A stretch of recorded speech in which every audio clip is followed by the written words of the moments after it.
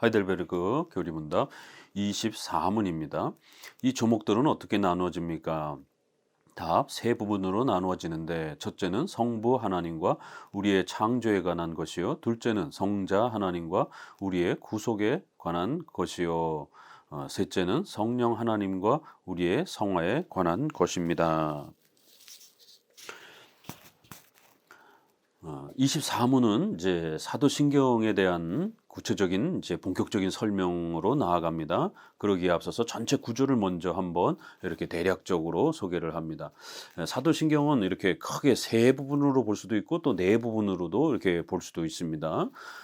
전능하사 천지를 만드신 하나님 아버지를 믿사오며 이렇게 성부 하나님 또 그의 독생자 우리 주 예수 그리스도 이렇게 해서 예수님과 관련된 그러한 구속의 구원의 이러한 내용들, 성부 하나님과 관련해서는 창조 하나님의 작정 이러한 부분들, 그리고는 성령을 믿사오며 이렇게 해서 성령 하나님과 또 우리의 또 생활과 성화에 대한 부분들, 그래서 그 성화 부분에 있어서는 좀 더 주관적인 부분과 관련해서 또 교회의 공적인 또 그러한 생활과 관련해서 성령 하나님의 이러한 도우심을 우리 신앙생활에 이러한 부분들을 또 성령 하나님에 대한 또 이런 내용으로 소개하고 그걸 좀 더 나눠서 교회와 관련된 부분으로 또 이렇게 네 개로 볼 수도 있지만 우리 일단 선조들은 크게 세 가지로 이렇게 또 성부, 성자, 성령 하나님의 삼일체 하나님에 대한 그러한 구조 아래서 좀 더 보도록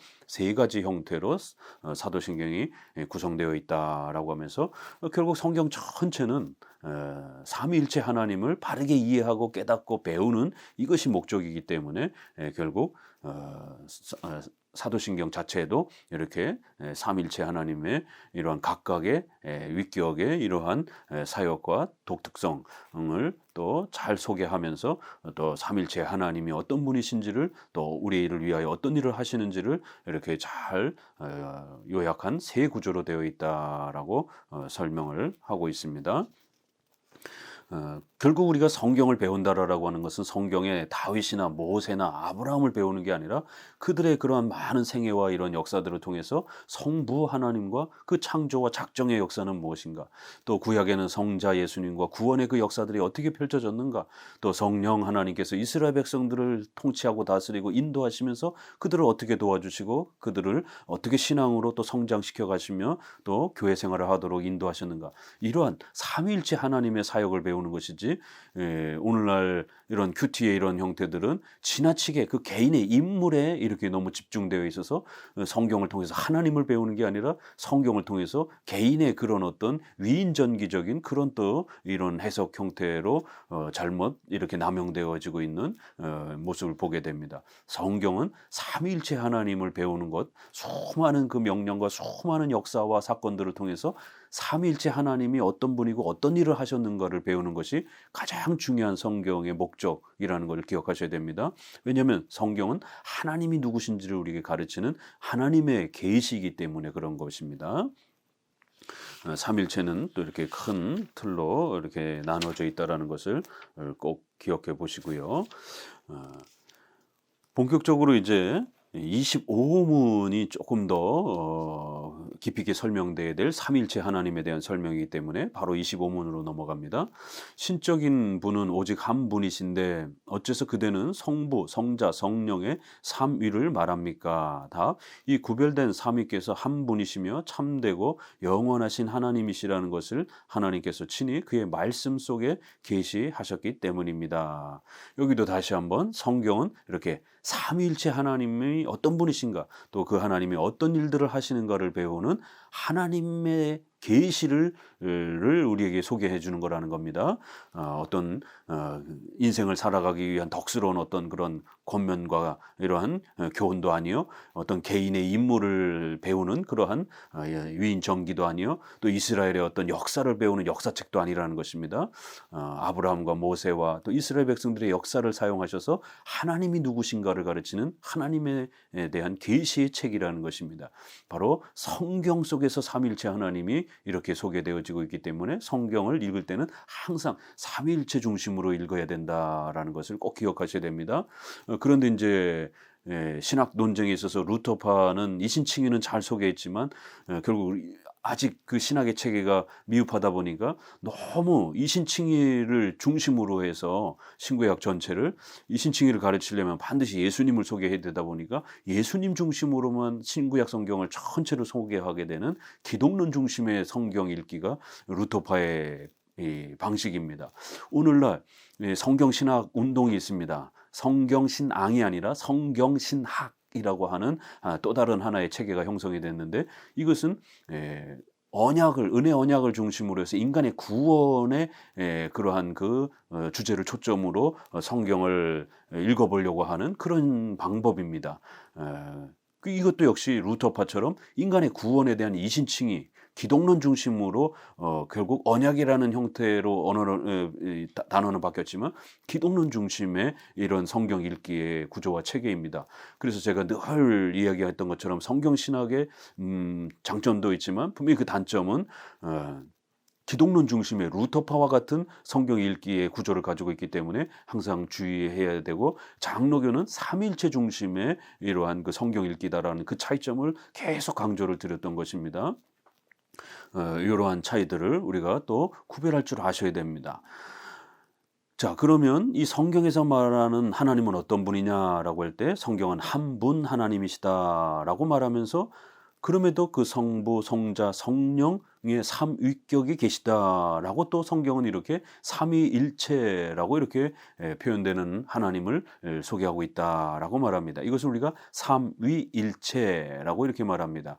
그 신성의 본질에 있어서는 한 하나님, 그럼에도 그 한 하나님 안에 성부, 성자, 성령 각각의 위격이 서로 구별되고 다른 그러한 삼위 이 하나님이 계시다라고 이렇게 고백을 합니다. 그래서 하나이면서 셋이면서 하나 이렇게 말을 하다 보니까 이건 이성적으로 수학적으로도 전혀 이해가 되지 않는 정말 어려운 고백입니다. 성경에서 가장 난해하고 어려운 부분이죠.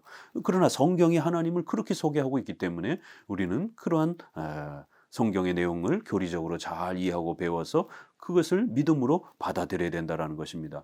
믿음으로 접근하면 얼마든지 이 삼위일체에 대한 교리와 고백이 우리 안에 신앙으로 받아들여질 수 있다는 것입니다. 자, 그러면 이제 이 부분과 관련해서 이제 우리가 네 가지 정도를 핵심 내용으로 거기에 하나 더 추가하면 한 5가지 정도가 되는데요. 자, 요게 핵심 내용이기 때문에 삼일체와 관련해서는 요걸 잘 기억하시게 되면 많은 설명들을 우리가 잘 이해할 수 있습니다. 한 분 하나님에 대한 고백을 잘 해야 됩니다.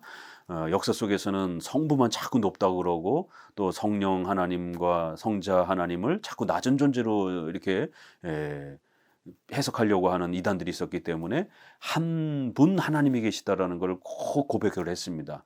그래서 동일본질, 그래서 동일본체라는 이제 요 단어가 가장 중요한 니케아 신조에서 삼일체 논쟁이 벌어졌을 때 500년 동안 삼일체 논쟁이 벌어졌을 때 우리가 한 하나님을 어떻게 고백을 해야 되는가? 삼위 하나님이 비슷하다. 유사하다 이렇게 표현하면 안 되고 삼위 하나님은 한 분 하나님이다. 그 신성의 본질, 신이라고 하는 그 신적 본질, 본체는 동일하다라는 것이에요. 그래서 한 하나님 이렇게 표현을 하는 겁니다. 그럴 때 유사하다, 비슷하다 이렇게 표현하는 게 아니라 신성에 있어서 동일하시다, 동일본질, 동일본체라고 이렇게 우리가 고백을 합니다. 첫 번째에서 그래서 이렇게 성부 하나님은 높다라고 하는 종속론, 그 다음에 삼위가 없고 그냥 모양만 이렇게 바뀔 뿐이다라고 하는 또 양태론, 모양이 바뀐다 그래서 양태론 이단, 이렇게 해서 종속론 이단, 예수님이 종속됐다 성부에게 이런 종속론 이단, 그 다음에 양태론 이단, 이 두 이단을 항상 조심하면서 한 분 하나님, 동일 본질, 동일 본체의 한 분 하나님 이렇게 고백하는 한 분 하나님에 대한 고백을 잘 구별해야 되고요. 또 삼위 하나님을 그러면 또 어떻게 우리는 고백을 해야 되는가라고 했을 때 삼위 하나님은 모양이 바뀌는 그런 구약은 성부, 신약은 성자, 오늘날은 성령 시대다. 이거 오순절파가 늘 즐겨 가르쳤던 내용입니다. 이러한 형태는 양태론에 대한 설명입니다. 태양, 그 다음에 빛, 그다음에 불 이렇게 모양이 바뀐다. 얼음, 또 물, 또 무슨 수증기 이렇게 해서 모양이 바뀌는 것이지 삼위 하나님이 이렇게 각각의 위격이 서로 구별된 다른 그런 존재가 계신 게 아니다. 하나님은 한 분만 계시다. 이러면서 한 분을 지나치게 강조하다가 삼위를 잃어버리게 되는 또 이런 이단들이 있었습니다. 이런 이단들에 대한 삼위에 대한 삼일체 고백이 잘못 오해돼서 이단들에 대한 이런 형태가 기독교 안에 들어와서 오순절파가 그렇게 주장하면서 오늘날은 성령 시대다 그러면서 성령 체험해야 된다. 성령의 그런 은사를 받아야 된다. 이런 식으로 성령만 강조하는 또 그런 시대가 되었습니다. 유대인들은 성부만 강조하는 그런 잘못을 범하면서 예수님을 십자가에 못 박았죠. 또 자유주의자들은 예수님만 강조합니다.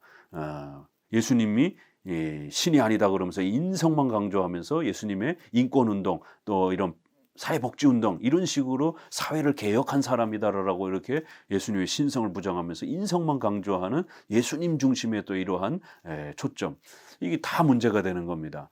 그럴 때에 성부 하나님, 성자 하나님, 성령 하나님 삼위가 계시다라고 하는 각각 분명히 위격이 서로 다른 분이라는 거예요. 그 신성의 본질은 동일하신 한 분이라는 겁니다. 그 본질이 하나이다라는 겁니다. 그래서 여기는 one 개념과 또 same의 개념이 같이 한 본질, 한 본체, 동일 본질이라는 단어를 쓸 때는 same이라는 말이 동일이라는 이제 그 표현이 그럴 때 one의 개념도 있는 겁니다. 한 본체, 하나님은 한 분이라는 거예요. one이라는 겁니다. 그러면서 신성의 본질이 서로 동일하시다라는 것이에요. 삼위 하나님이 그래서 one, same 개념이 equal 이런 개념도 씁니다. 그래서 대우리문답에서는 영어로도 번역할 때 one이라는 단어를 쓰고 equal이라는 단어를 쓰기도 하는 것입니다. 그래서 한 하나님 안에는 이런 의미가 있다라는 것. 그러면서도 또 동시에 삼위가 계시다라는 거예요. 각각의 위격이 서로 신적 위격이 다른 분명히 성부와 성자는 서로 다르고 성부와 성령도 서로 다른 분이라는 것이 그래서 구별성 삼위를 이야기할 때는 첫째는 구별성을 분명히 우리가 잘 고백해야 된다라는 거예요. 위격이 서로 모양만 바뀌는 게 아니라는 겁니다. 분명히 이렇게 삼위가 서로 다른 분이라는 것, 신적 위격이 각각 다른 고유한 그러한 하나님이시다라는 것. 두 번째는 그러면 삼위를 고백했을 때 그러면은 어느 하나님이 더 높으냐? 성부 하나님이 높은 것처럼 성경에는 많이 표현되어 있으니까 예수님도 성부가 나보다 크시다 이런 표현을 쓰고 있기 때문에 그러면은 성부가 제일 높고 그 다음에 성자, 성령 이런 순서로 종속적인 순서로 되어 있는 거 아닌가? 이래서 종속론 이단이 또 나오는 겁니다. 그렇지만 신적 본질이 동일하시다라고 신성에 있어서 동일하시다라고 말씀을 드렸습니다. 그래서 우리가 동등성, 삼위 하나님은 신성의 본질이 동일하시기 때문에 삼위는 동등하시다라는 거예요. 누가 높고 낮고 이런 게 없다라는 겁니다. 동등성 두 번째는. 세 번째, 그러면서도 성부로부터 예수님이 태어나셨다. 성부와 성자의 보내심을 받았다. 그래서 예수님이 어떤 면에서는 아버지가 크시다. 이런 어떤 독특한 표현을 한단 말이에요. 그래서 성경에는 삼위 하나님의 질서적 차이가 있다라고 하는 삼위 하나님과의 관계에 있어서 그 삼위가 서로 존재하는 그 질서적 방식에 있어서 분명히 또 그렇게 질서적 차이 정도는 이야기하고 있다라는 겁니다.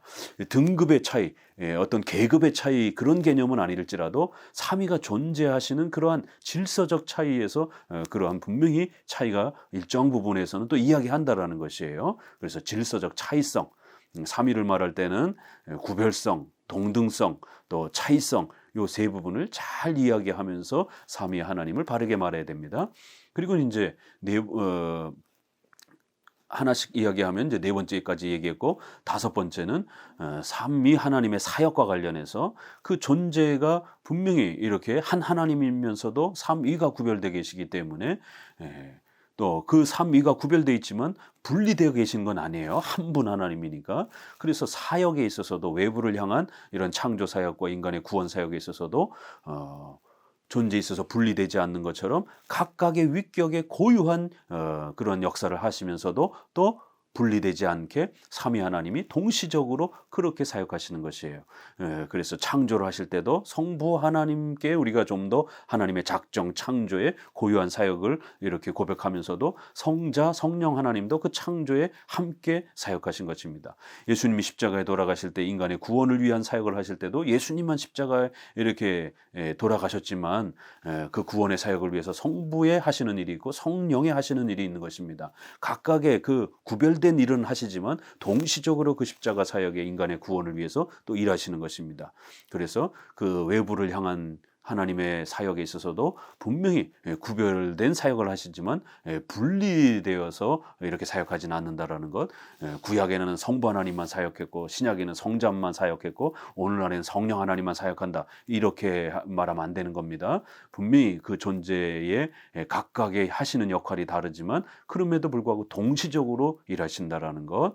이렇게 외부를 향한 하나님의 사역과 일에 있어서는 분명히 구별된 각각의 사역들을 행하시면서도 또 동시에 분리되지 않게 동시에 일하시고 역사하신다라는 것. 이렇게 5가지 정도가 우리 삼위일체에 있어서 가장 중요한 핵심 교리이고 이 부분들이 틀어지게 되면 항상 이단들이 또 이렇게 공격하는 그 위험에 또 빠질 수 있습니다. 우르시누스도 이제 요거를 설명합니다. 자, 하나님이 계시다는 것은 어디에서 입증되는가? 이것은 여러 이제 이렇게 표현을 하면서 결국 성경이 그렇게 우리에게 가르친다라는 겁니다. 이제 좀 더 후반부에 가면은 그 여러 구절들을 예를 들면 또 소개드립니다. 하나님은 누구시며 두 번째 어떤 분이신가? 그래서 하나님은 정의할 수가 없다. 그래서 그는 광대무변 불변하신 신분이며 또한 우리가 그의 본질에 대해 무지하기 때문이다. 이러면서 그러나 하나님을 묘사할 때에도 우리는 모든 거짓 신들과 그를 구별시켜 주는 그의 속성들과 고유한 사역들을 그 속에 조심스럽게 포함시켜야 할 것이다. 이러면서 하나님은 누구시냐라고 할 때 하나님은 어떻게 우리가 그 하나님을 전지전능하신 하나님을 다 알겠습니까? 결국 성경이 우리에게 가르쳐주는 그 정도 범위 내에서 우리가 하나님을 알아갈 수 있다는 것입니다. 그렇기 때문에 무슨 꿈속에서 환상 속에서 하나님을 봤다 체험했다 이건 다 거짓된 거고 잘못된 것입니다. 오직 그 위대하시고 높으신 신비로우신 하나님은 성경에서 가르쳐주는 대로만 우리가 그렇게 배워야 되는 겁니다. 자, 그러면 교회가 제시하는 하나님 묘사에 대한 간략한 설명 이러한 신앙 고백서 안에 성경에서 말하는 그 하나님을 어떻게 고백해 왔고 또 요약해 왔는가를 또 소개해 봅시다라고 하면서 하나님은 하나의 본질이시다. 동일 본질, 한 본질, 동일 본체 이렇게 다른 어느 것에서 비롯되거나 다른 어느 것에 의존하지 않고 스스로 홀로 존재하며 또한 다른 모든 것의 존재의 원인이 되는 존재이시다. 이 때문에 하나님이 여호와로 불려지시는데 이는 곧 그가 스스로 존재하시며 그가 다른 모든 것들을 존재하게 하신다는 말과도 같다 할 것이다.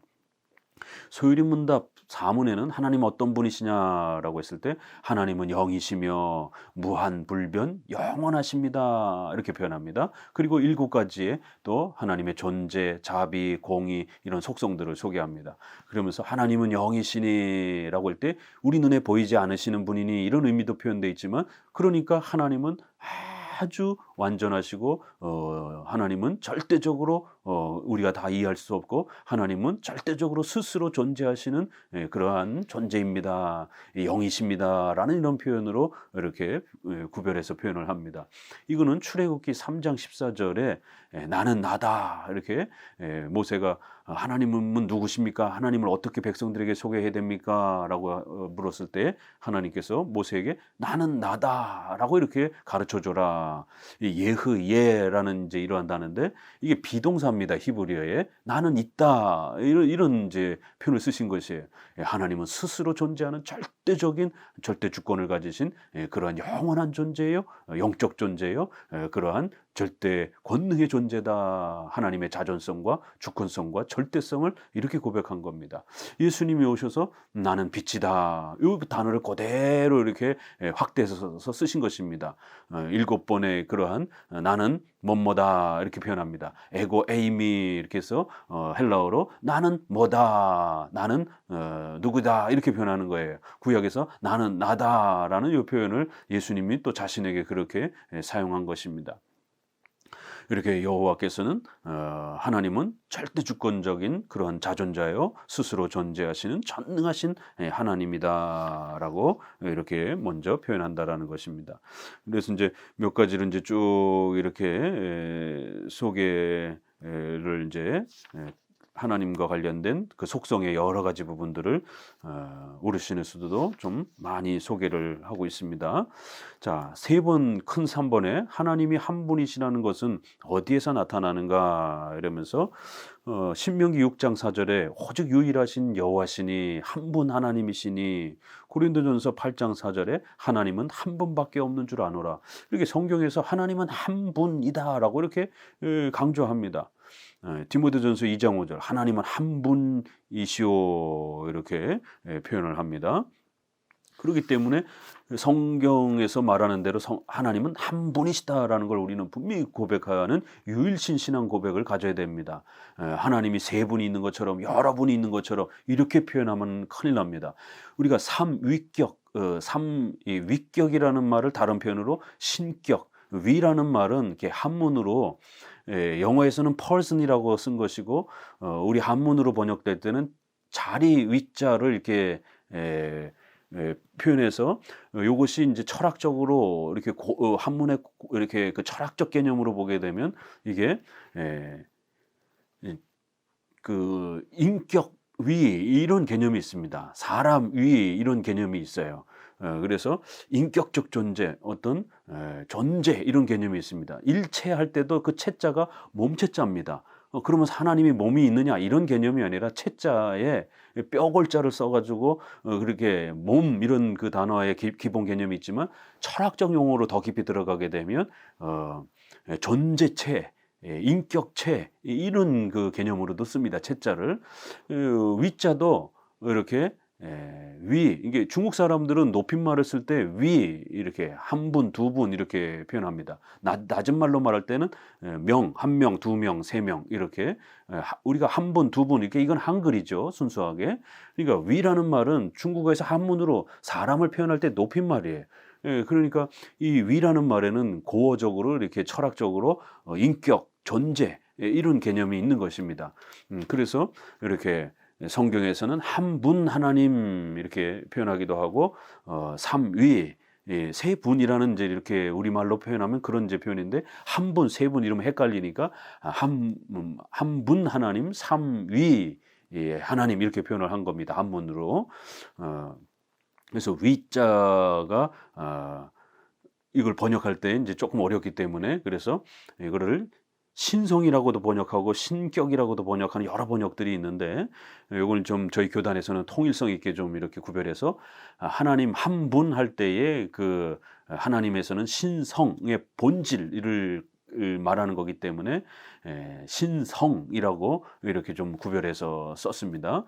그리고 신격, 격자도 인격, 우리가 인격할 때 격자이기 때문에 신격, 하나님도 인격을 갖고 계시는 거예요. 그러니까 신이니까 신격을 갖고 있다라고 이렇게 표현하는 게 훨씬 번역이 통일성이 있는 겁니다. 그래서 신격, 위격, 하나님도 인격을 갖고 있는 거예요. 인격이라고도 표현할 수 있는 거고, 그러나 이제 우리가 신학 용어로는 신격이라고 이렇게 표현할 수 있는 겁니다. 그래서 신성과 신격은 좀 구별해야 좀 더 개념이 이렇게 좀 혼동되지 않습니다. 그래서 신성, 신격 이렇게 표현을 하고 한 분 하나님, 삼위 이렇게 또 표현하는 것입니다. 예, 하나님은 한 분이라고 이렇게 성경에서 분명히 말하지만 한 신성을 갖고 계시다라고 말하지만 성경이 분명히 서로 또 이렇게 다른 신격을 가지신 삼위 하나님이 또 세 분 하나님이 계시다라고 또 이렇게 설명을 하는 것입니다. 그래서 삼위가 동시에 한 분 하나님이시고 한 분 하나님이 또 삼위격을 가지신 하나님이다라고 이렇게 고백을 하는 것이지 세 분 하나님이 존재한다 이렇게 말하는 건 아닙니다. 그러면 다신론 사상이 되는 것이에요. 그래서 우리 기독교는 유일신 신앙을 갖고 있다라는 겁니다. 한 분 하나님. 그럼에도 그 유일신 신앙 고백은 삼위를 전제로 하는 또 그러한 유일신 신앙 고백이라는 겁니다. 이제 쭉 넘어가셔 보시게 되면 성경에서는 또 네 번째 본질, 위격 그리고 삼일체 등의 용어는 무슨 의미며 어떤 점에서 서로 다른가. 그래서 이제 위격에 대한 표현을 조금 더 설명하기를 본질은 헬라어로는 우시아인데 이는 그 자체로서 존재하는 하나의 사물을 의미한다. 그래서 이제 하나님도 분명히 존재하시는 거예요. 그러니까 우리 한문으로도 몸체자를 써서 그렇게 일체라는 한 분 하나님을 일체라고도 이렇게 표현하는 거예요. 하나님도 분명히 그 존재가 실제로 존재하시는 분이니까. 그래서 이런 헬라어 또 그다음에 라틴어 그다음에 영어, 한글, 한문 이런 이제 번역의 과정들이 있는 겁니다. 본질은 헬라어로 오시아 이게 존재를 말한다라는 거예요. 실체를 가지고 있는 존재를 표현하는 그런 용어로 사용되어 왔다라는 것입니다. 위격 영어로는 person이란 실제하는 것으로 개별적이며 살아있고 지성적이며 또 비공유적이다. 또한 이것은 다른 것 속에서 지탱되거나 다른 것의 일부가 아니다. 이렇게 실제한다라는 것, 존재한다라는 것, 살아있다. 또 이렇게 개별적이다. 이제 이런 그 의미를 가질 때 또 위격, person이라는 이제 의미로 썼습니다.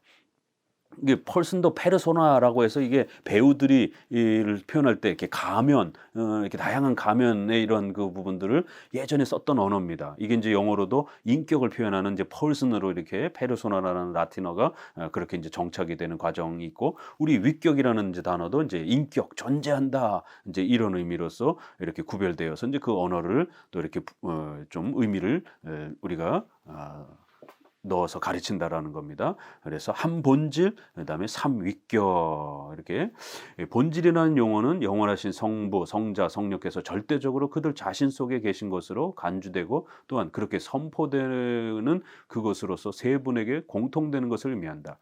그러나 위격들이란 신격의 삼위를 각기 개별적이며 관계적으로 생각하고 선포하는 것이요. 혹은 각 위에게 고유한 존재의 양식에 따라 서로를 비교하는 그것을 의미한다. 그래서 성부 하나님은 그 스스로 존재하시고 다른 것으로부터 말미암지 않는 존재시며 성자는 그 동일한 존재 혹은 본질로서 스스로 존재하지 않고 성부께 속하여 계신 분이다. 이렇게 그래서 성자라고 부르는 거예요. 아들. 독생자라고 이렇게 외아들 이렇게 번역해서 우리가 부르는 겁니다. 아버지로부터 나셨다 이렇게 예수님 스스로 그렇게 표현하기 때문에요. 낳았다라고 하니까 이렇게 부모로부터 엄마로부터 우리가 낳는 이런 인간의 용어이지만 그 용어가 그거밖에 없는 거예요. 그래서 우리가 영원히 낳다라고 이렇게 표현을 쓰는 것입니다. 영원 출생 이렇게 표현을 하는 겁니다.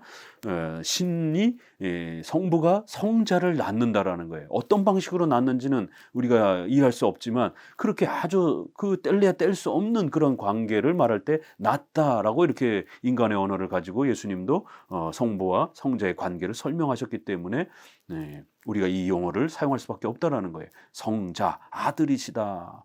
그래서 성부는 낳는 분이시고 성자는 낳음을 받으신 분이라는 겁니다.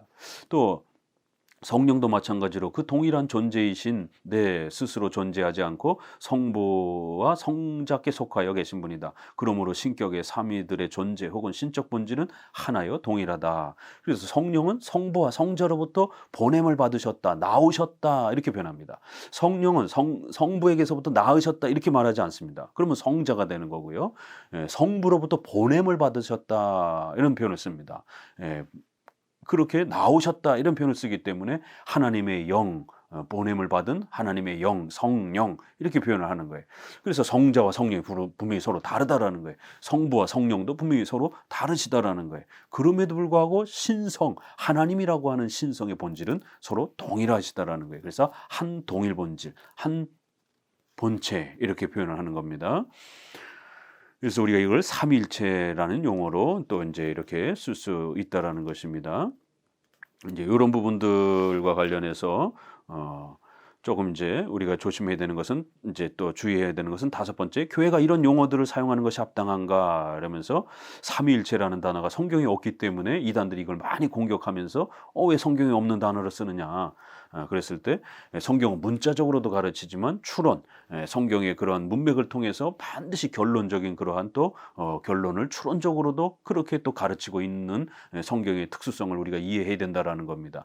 그리고는 그 성경을 토대로 우리가 또 성경을 확장하고 또 이렇게 세부적으로 적용하는 양심적 그런 적용이 있을 수 있다라는 겁니다. 이게 웨스민스터에서도 문자적 적용, 해석, 추론적 해석, 양심적 해석 이렇게 소개하는 것입니다.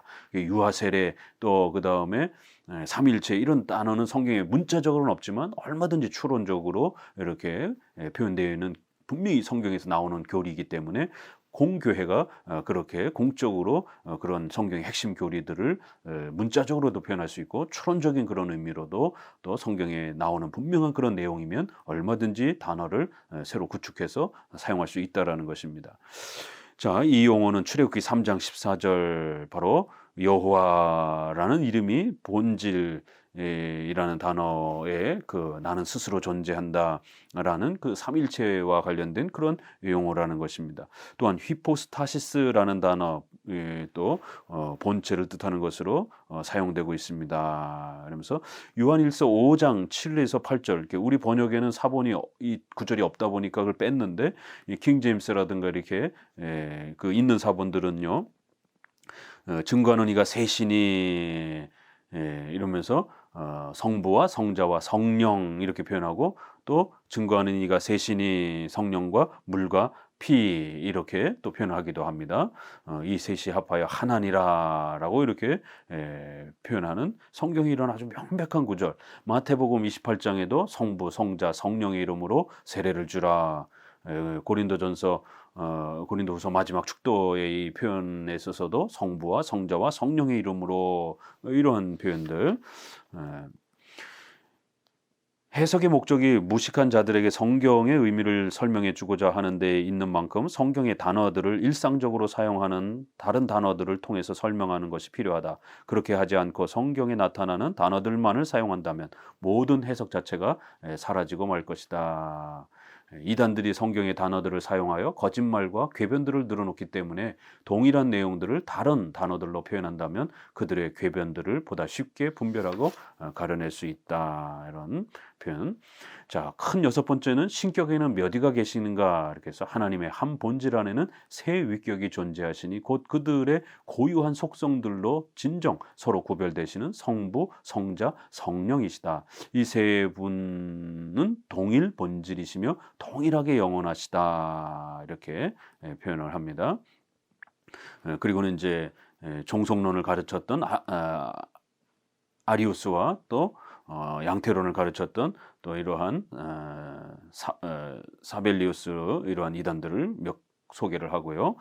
7번에는 신격의 세 위격들은 어떻게 구별하는가. 그래서 세 위격들은 두 가지로 서로 구별된다. 그들의 내적인 사역들로 그리고 그들의 외적인 사역들로 이렇게 구별이 된다라는 겁니다. 내적인 사역에 있어서는 성부는 스스로 존재하시며 다른 누구에게서 비롯되지 않으신다. 성자는 영원히 성부로부터 나셨다. 이렇게 또 아까 말씀드린 것처럼 성부와 성자로부터 성령이 나오신다라고 하는 삼위일체의 그런 독특한 내적인 질서적 관계를 성경이 말한다라는 거예요.